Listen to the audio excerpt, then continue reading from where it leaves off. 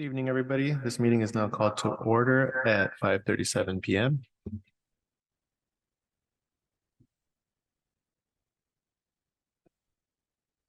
Madam Secretary, can you please call roll?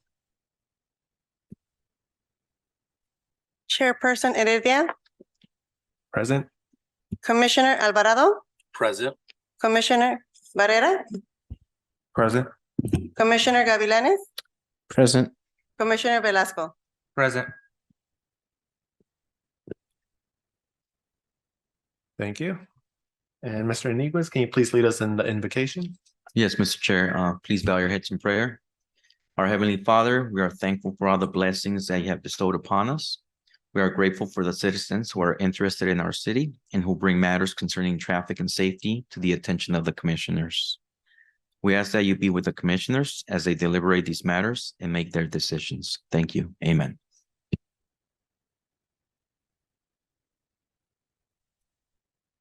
Thank you. And Madam Secretary, was the agenda posted according to state law? Yes, it was posted according to state law. Thank you. Okay, this is the time given for the public to speak on agenda and non-agenda items. And were any comments received? No comments have been received.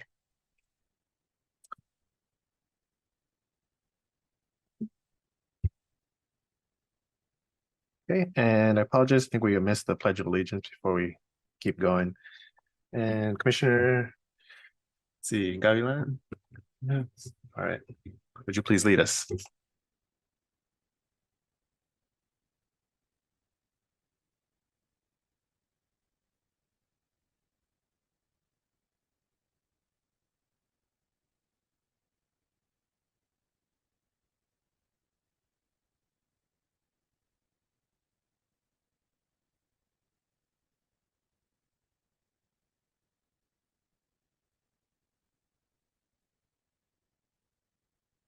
Okay, thank you. Okay, and now we need an approval of the minutes from November 7th, 2023. And I need a commissioner to motion. I'll make a motion. And I need a second. I second a motion. And Madam Secretary, can you take roll call vote, please? Commissioner Alvarado, Yes.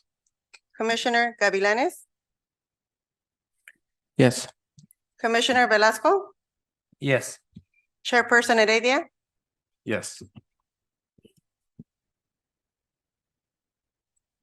Okay, now we're going to go on to the next item.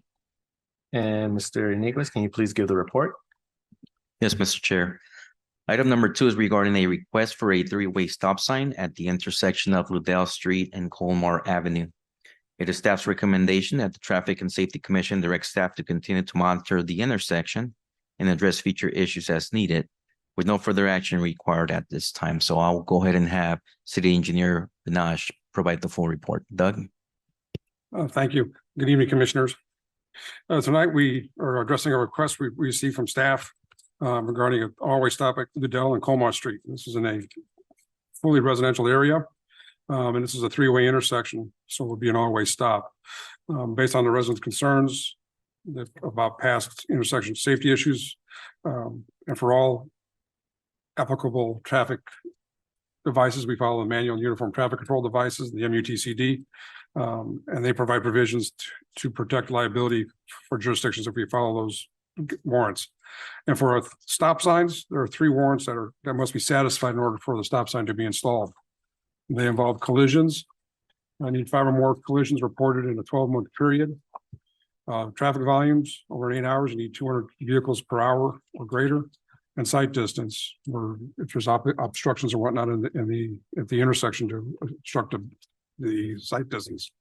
So we reviewed the last 3 years of traffic accidents, and there were no reported traffic accidents for the last 3 years at the intersection, or even in the vicinity of the intersection. They could be corrected by the installation of a stop sign. So this warrant is not satisfied. The traffic volume warrants. It did not meet the typical minimum traffic volumes, about 2,400 vehicles in an 8-hour period, because this is a local residential street. You'd have to get, to achieve those volumes, you need to be on a street like Clara to get the volumes of, to meet the volumes for a stop sign. So therefore, the volume warrant is not warranted. And we looked at the site distance. The MUTCD says we need 155 feet clear for stopping site distance at 25 miles an hour. 25 mile an hour. But based on the field review of the existing conditions, there's no need to improve any of the site distance because it is a 3-way elected intersections. And we also consider that the parking is also a priority here in town. So that does not meet the warrant for requiring additional site distance issues. But the California additional manual of uniform traffic control devices has additional criteria that we can look at for installing stop signs from an engineering study. It is the need to control left turns conflicts, a vehicle to control vehicle pedestrian conflicts that generate where there are close to locations that generate high pedestrian volumes, locations where road users after stopping cannot see conflicting traffic, and an intersection of 2 residential neighborhood collectors of similar design and characteristics for a multi-way stop to improve operations and safety issues. None of this intersection in itself does not qualify for any of these conditions either. So with that in mind, since none of the warrants were met, our recommendation is to come back in the future and reevaluate the intersection if something does happen at the intersection. But at this time, none of the warrants are met to allow for a stop sign installation, and I'll entertain any questions. Is there specific reasoning behind the residents wanting a stop sign there? She just indicated, or the person indicated, I can't remember, I apologize, I don't remember who it was. It's more of a safety concern. You know, there must be, for lack of a better analysis, somebody in the neighborhood who's speeding through the intersection is either a teenager or a neighbor, most likely. That catches her off guard or something like that, or a noise, or for whatever reason. I don't have any specifics. But again, we do it when someone gives us a request, we take a look into it, but then we go right to the MUTCD for see if it complies, and that gives us liability protection if it does comply, or if the warrants are met, then we got the liability protection behind us from that standpoint of future for future accidents. Okay, and I'm just curious about criteria B. What's the threshold for the high pedestrian volume? A school. We applied that principle at the 3-way stop sign installation we just passed at Suva and Loveland. Okay, thank you. I guess on that criteria, I know Bill Gardens in Intermediate, it's somewhere nearby, and Ludell and Oslinda, they're by the youth center. That's where there's a bus stop there for the kids go get on board early in the day. It's not directly nearby next to it, but is there maybe the reason behind them wanting a stop sign there is because there's kids crossing. And I do notice on the map that there's no crosswalk there, so maybe that could be a reason behind it as well. We'll have to take a look at the potential crosswalk request. Again, there are guidelines for the MUTCD and when to install those in local residentials. And I'd have to go back and look at the regs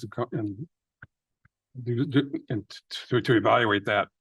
But typically, it's more the crosswalks are usually for schools, and the youth center doesn't really. The youth center doesn't really qualify as a school per se. And I've been here for over 11 years, off and on. And know the neighborhood, there isn't a whole lot. There is traffic there, pedestrian wise, but nothing that is stuck out in visual observations of an issue out there.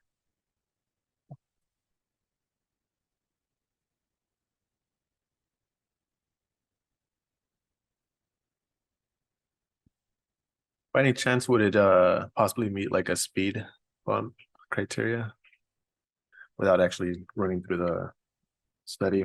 Just kind of your general experience. Well, speed humps would be, relegate them to blocks. So someone on the block would have to initiate that process. See if there's even interest, with a signed petition. So someone's got to canvass the neighborhood for that request, whether it's on Colmar or whether it's on Ludell. And Ludell would have to probably run. Ludell is probably from Habanera to Colmar is probably too short to put one in, and it's on a curve. So there's some issues in that first block to put up, but then I can't remember what the next street west of Colmar is off the top of my head. I know there's one, but it might be 300 feet. It starts to get a little short on the short blocks to put speed humps in. So Colmar would probably qualify for speed humps, but I'm not sure about that. Got it. Yeah. The more I'm seeing the street, the more familiar I'm trying to remember all the times I've driven through it. And it is a little tough to get through that little street, but I think what happens a lot of times is Florence runs parallel directly south of it. So a lot of people just jump on Talanoria, make a left on Ludell, and then try to beat the traffic all the way down to Ajax and jump back on. So I don't know if it's just times of high traffic, maybe that there's a lot of cars passing through there. But normally, yeah, it's a very slow zone, not a lot of vehicles, not a lot of pedestrians. But there might be times where there's cars just rushing right through. And I think maybe might be the case. Okay, are there any other questions or comments?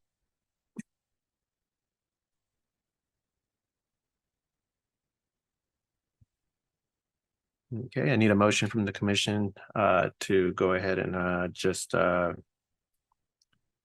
basically Receive and file. receive and file. Yeah. I'll first the motion. Okay, and I need a second. I second the motion.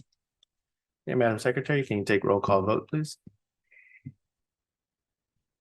Commissioner Alvarado, Yes. Commissioner Barrera, Yes. Commissioner Gavilanes, Yes. Commissioner Velasco, Yes. Chairperson Heredia.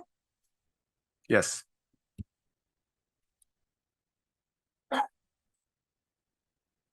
Okay, and were any comments received from staff? Yes, Mr. Chair, I just want to thank our senior secretary, Elba Gamboa, for sitting in for our regular secretary, Veronica Sanchez. I want to wish the commissioners a happy new year, and we look forward to working with the commissioners again in 2024. Thank you. Thank you. And do we have any comments from commissioners? Yes. I hope everybody had a Merry Christmas. Everybody had a great New Year. Happy New Year. And that this year will be greater and better than the year that passed for every single person here. And that we can do more than we did the year that just passed and achieve more things, as in what we do here and what we do out of here, because it means a whole lot to a whole lot of people. And have a great night.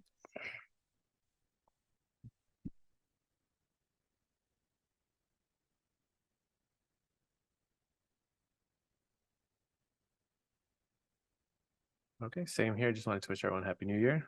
Do we have a meeting scheduled for February? I'm not sure if I saw it on the agenda. At this point, tentatively, yes, we do have a meeting scheduled. It's gonna depend on the items. If those items do not come to fruition, then we'll definitely reach out to the commissioners and potentially table the meeting for February to March. Got February the 6th, tentative. Got it. Okay, if that's the case, then I'll go ahead and adjourn this meeting to the next scheduled tentative meeting on February 6th, 2024. And this meeting is now closed at 5:52 p.m. Thank you.